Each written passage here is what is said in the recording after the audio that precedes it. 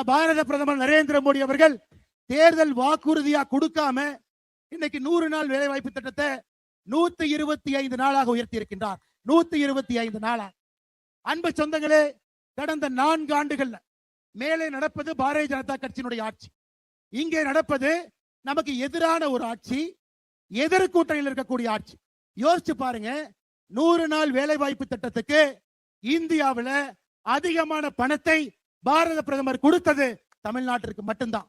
உத்தரப்பிரதேசத்தை விட, மகாராஷ்டிராவை விட, ஹரியானாவை விட, பாரதிய ஜனதா கட்சி ஆளுகின்ற மாநிலங்களை விட இந்தியாவில் 100 நாள் வேலை வாய்ப்பு திட்டத்தில் அதிக பணத்தை கொடுத்தது தமிழ்நாட்டு மக்களுக்கு தான்.